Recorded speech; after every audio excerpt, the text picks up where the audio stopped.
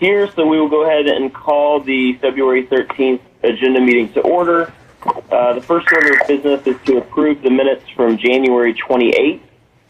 You all have seen those. Are there any additions or corrections? No. All right, seeing none, all those in favor of approval of the January 28th minutes, say aye. Aye. Aye. The minutes are approved 5-0.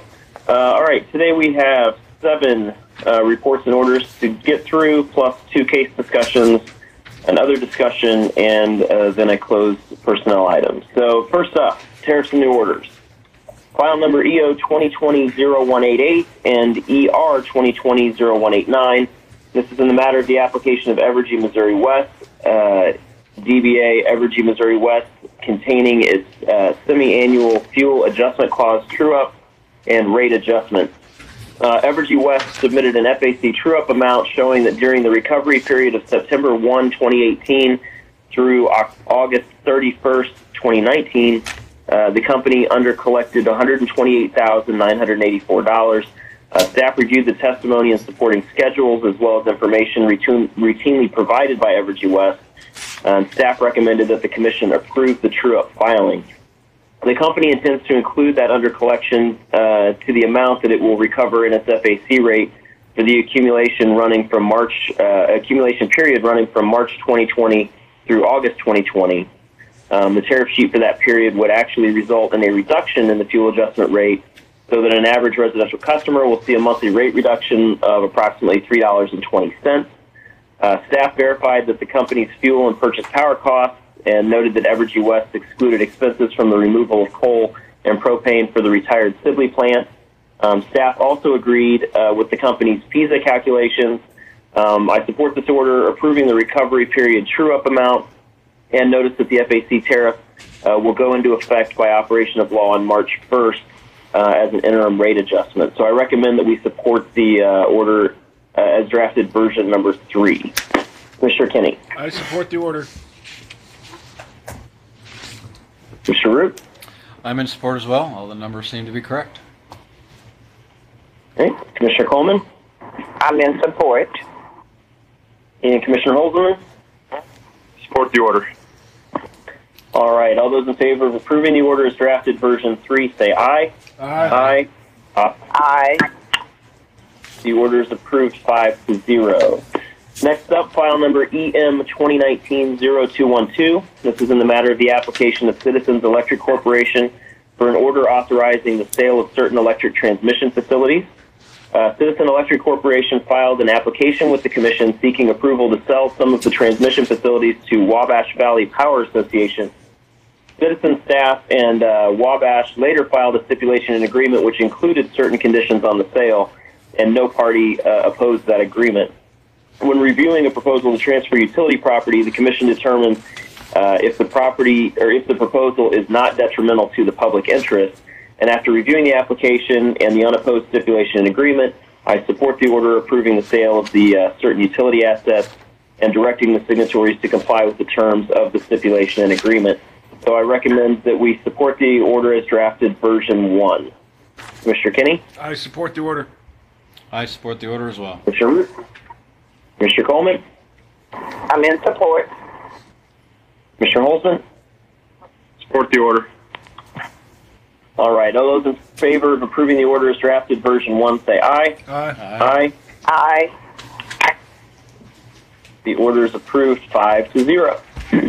Next up, file number GR 2019-0124.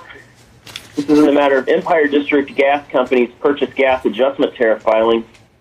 Staff submitted its recommended ending balances for Empire's actual cost adjustment for the 2017 to 2018 PGA period. The company responded that it accepted staff's monetary adjustments. No other responses were received. This order sets the ACA balances, and I support the order as drafted version 2. Mr. Kinney? I support the order. I'm in support as well. I support the order. I support the order. All right. All those in favor of approving the order as drafted version 2, say aye. Aye. Aye. Aye.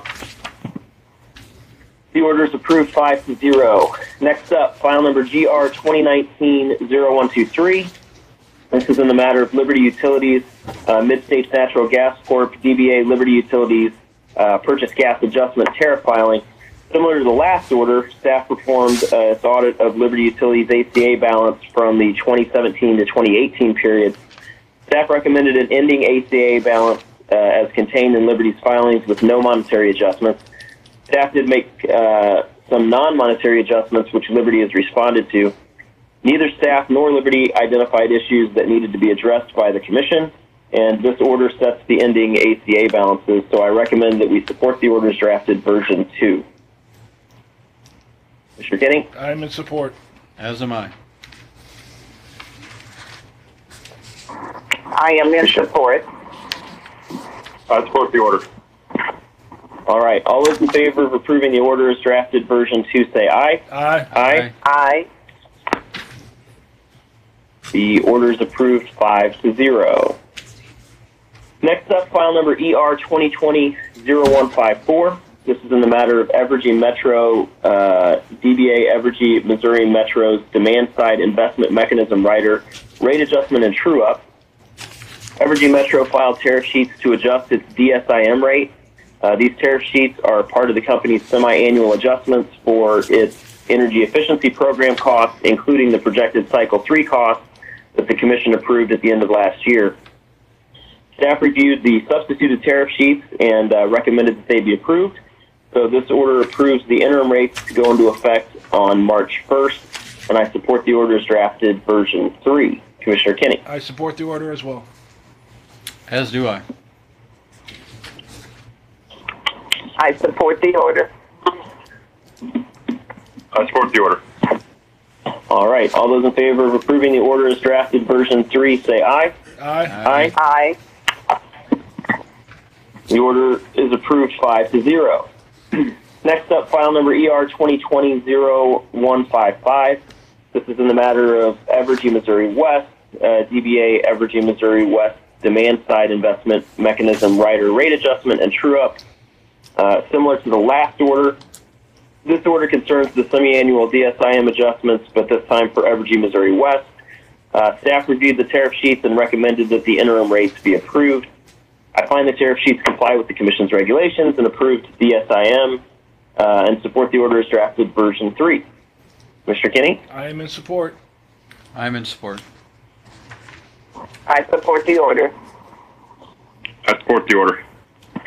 All right. All those in favor of approving the order as drafted version 3 say aye. Aye. Aye. Aye. And the order is approved 5-0. Finally, last order today, file number EU 2020-0114. This is in the matter of Union Electric Company, DBA Ameren Missouri's request for deferral and authorization authority relating to certain Callaway Energy Center operations and maintenance expenses. Ameren filed an application seeking an AAO for deferred refueling outage costs for its Callaway plant. An unopposed stipulation and agreement was filed that would allow the deferral of O&M costs for the refueling outage that is set to start next fall. As the parties recognize, this agreement is not based on the extraordinary standard that we apply to AAOs. This agreement doesn't bind the Commission for rate-making purposes, and this order approves their stipulation and agreement. So I recommend that we support the orders drafted version 2. I support the order. Mr. Kinney? I'm in support as well. I support the order.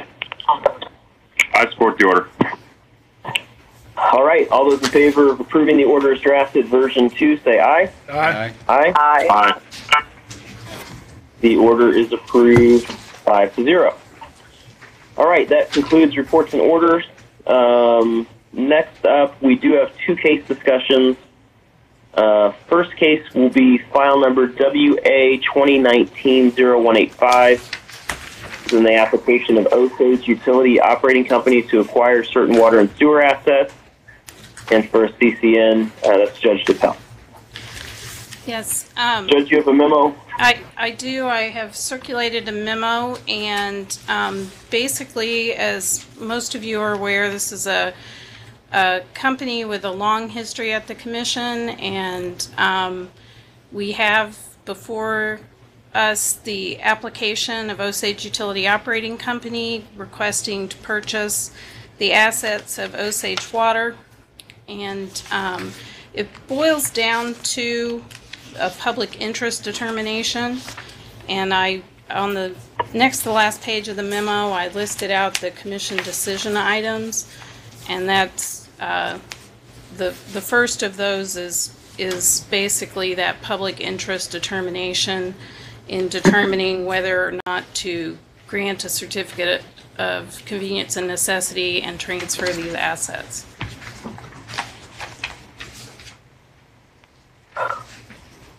Okay, so this is a difficult one for me. I'm going to kind of go through what my thought process here. Ultimately, I don't think that we should grant the CCN. This is my opinion, and it's very close. And I understand that if that other commissioners may not feel this way, but just in looking through, like the ag processing case that the Missouri Supreme Court said that the commission at that time had erred when it failed to consider and decide all relevant and necessary issues. And the commission had thought that it couldn't consider certain things as it related to an acquisition premium in that particular case. But the court said that you absolutely have to decide the relevant and critical issues when looking at a merger and acquisition case and deciding if it's not detrimental to the public interest. And at this particular case, it's interesting. It's different even than the one that we're going to talk about next. And I want to stress that my thoughts are specific to this case, not any future case or anything else. But you have two potential buyers here, and one of them is investor owned, and one of them is kind of a conglomerate of public, in the water district, and then also nonprofit. And you have also the complicating factor of it being tied up in a bankruptcy court. My understanding is if we don't grant the CCN that's asked for right now, that it defaults to the next bidder, which is the publics and the nonprofit that we heard testimony from in our hearing. So I really feel that it would be in the best interest of the ratepayers and of the public, as they testified, that they would prefer to go that route with the public water district and the nonprofits, and I think that's kind of important to me because we as a commission are supposed to replace competition. I mean, we're dealing with regulated monopolies, and when the customers themselves have such strong feelings about that other option, I think that in my mind that should be considered. So I think that granting the CCN, in my opinion, would be detrimental to the public interest. But again, it's a very close call, and I'm interested to hear what my fellow commissioners feel as it relates to that. But on question one, that's how I feel. Commissioner Kenny? Osage Water Company has been in receivership since 2005, and were unable to get any offers to purchase the system. And then when it filed Chapter 11 bankruptcy, the court opened it up to bid, and Osage Utility Operating Company was the highest bidder at $465,000. And then the joint bidders, Public Water Supply District 5, Lake Area Wastewater Association, Missouri Water Association, and Cedar Glen Condominium Owners Association, bid $800,000. And the way the system works, Osage Utility Operating Company was able to be the matching bidder. And I think the company has a proven track record before this commission of acquiring distressed systems and turning them around. So I do not believe that awarding a CCN to Osage Water Company is detrimental to the public interest, and I believe they should be awarded the CCN, and included in that should be the staff's 14 conditions.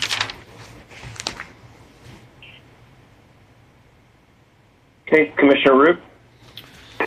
Yeah, I would agree with Commissioner Kenny. Yeah, this has been in receivership for quite a long time, and we have a company that has a track record of coming in to distress systems, and they clean them up. They meet the standards that need to be. They provide a quality service, and they followed all the rules of the bankruptcy, and they won the case. And those are the rules and the laws of how we have this going out, and they have a history of doing good work. So I don't want to be sending a message to other companies that are looking at distressed systems saying, hey, come on out here and bid, and then if we don't like you and we can find a public entity, then we're just going to hand it to them. So I don't think it's in a detrimental to the public interest, and I think also I would have them include the 14 things that Commissioner Kenny stated as well. Okay, Commissioner Coleman? All right, so I am in agreement. I don't think that it would be detrimental to the public interest. The comments that Commissioner Kenny made make sense to me, so my position here would be no, that it's not detrimental. Okay, Commissioner Holzman? Well, just having, not been there for the full testimony and just looking at what I understand right now, we look at this in a should we approve the CCN, not is there something better if we don't. And so under the guidelines of do they qualify or deserve to get the CCN, I agree with Commissioner Kenny and Ruth and Coleman in approving the CCN. Okay. Well, Judge, it sounds like you have clear direction there, and that would include everyone is in agreement on the 14 conditions as well? Yes. Yes, I am. Okay, so I guess that brings us to the second question of the acquisition premium. I don't believe that the applicant met the burden of proof for the acquisition premium, so I would not include that. Commissioner Kenny? Yeah, this rule came about because of of finding these distressed systems and the lack of interest in purchasing them. And the rule became effective in January of 2019. And as I mentioned, it came across because of the lack of interest. And we put it in place as an incentive to incentivize companies to purchase these distressed systems. And I do not believe that that incentive is necessary in this situation, especially since we have the joint bidders who are willing to purchase a system. So in this situation, I do not support an acquisition premium going forward in this case. Okay, Commissioner Root? Yeah, I'm in agreement. I don't believe there should be an acquisition premium. I think the company started this, this process of looking into buying it before the law went into effect. The fact that there was other bidders, joint that were there, that shows that the acquisition premium is not needed for this distress system. Okay, Commissioner Coleman?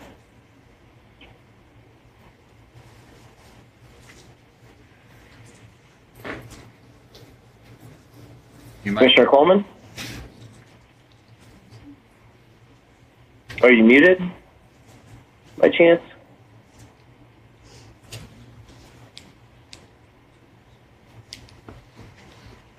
Do we know if we've lost Commissioner Coleman? Can you tell on the phone there in the room? No. Checking right now. Okay. This is Charlene. I'm going to call and check right now.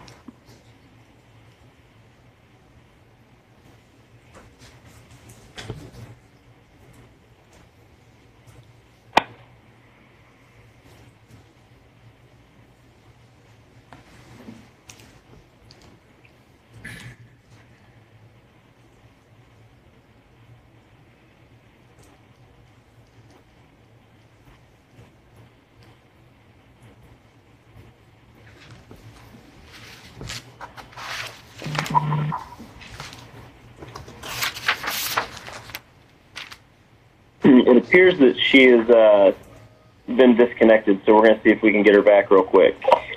Okay. Commissioner, I'm back. I'm sorry, I'm driving and I lost the call.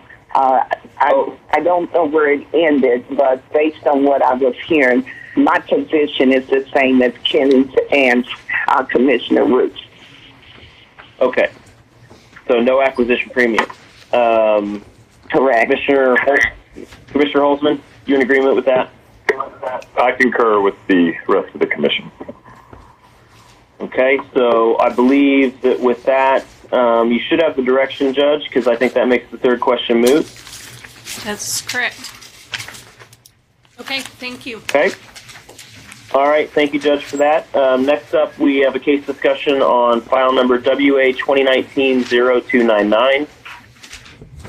This is in the matter of the application of Confluence Rivers.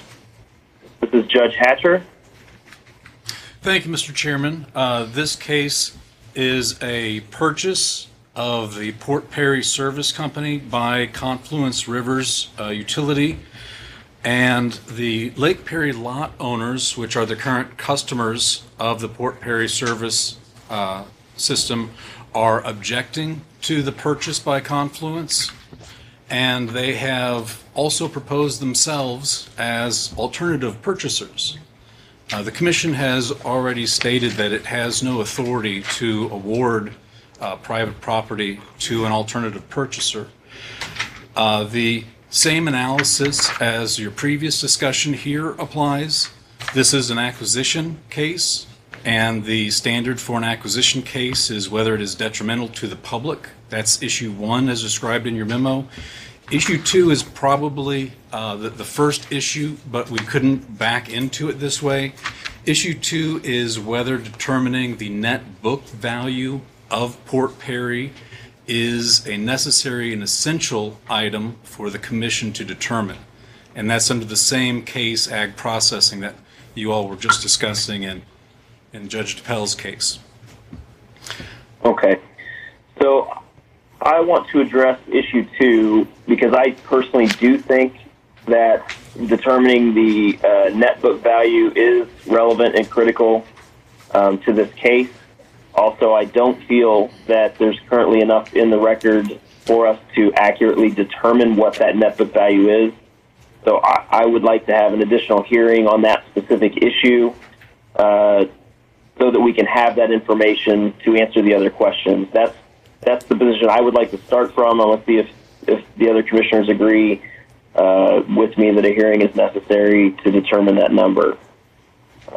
Commissioner Kinney? Yes, Mr. Chairman, I would agree with you. I think it's very relevant, and I do not believe we have enough sufficient evidence, and I would like to see Confluence and staff produce evidence to support the estimated net book value. Okay, Commissioner Root?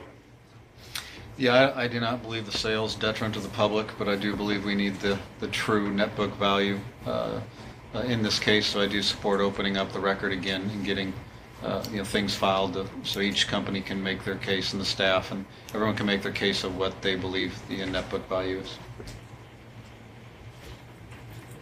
Okay, Commissioner Coleman? I'm in agreement. I'd like to see any evidence that might be helpful. I think we need more information to determine this. Okay, Commissioner Holzman?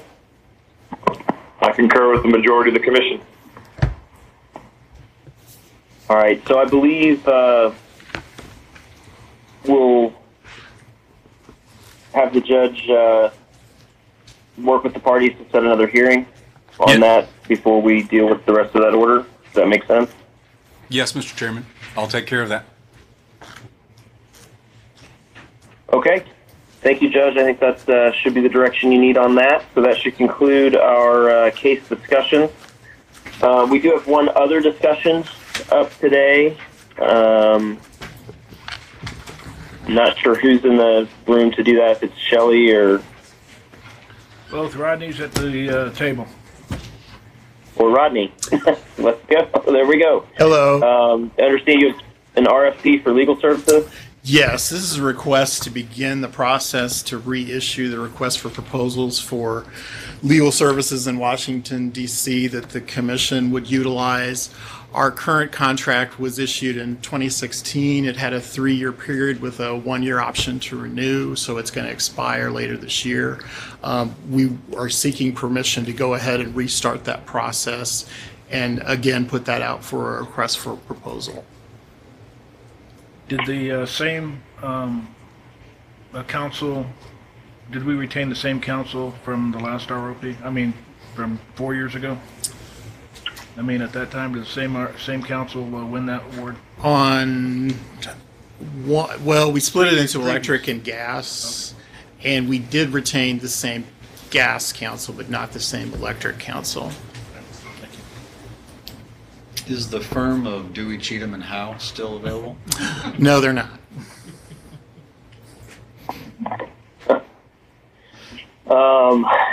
Any other discussion on the RFP? I guess you'll need a vote on approving that process. Yes, we do. I support that. So if there's no other discussion. No discussion from I support it. All right, all those in favor of authorizing the General Counsel to begin the RFP process for legal services in D.C. for FERC cases, say aye. Aye. Aye. Aye. Mr. Chairman, I'm going to abstain on this. I have not read it, and I do not feel comfortable voting on it yet. Okay. You have the authorization to begin an RFP by a vote of 4-0 with 1 abstention. All right, thank you. Thank you. All right, thank you. That concludes our business except for the closed personnel item. So before we go to that, let's cover scheduling real quick before we clear the room for the personnel. So Wednesday, February 19th, we have agenda at 10 a.m. Wednesday, February 26th, we have agenda at 10 a.m.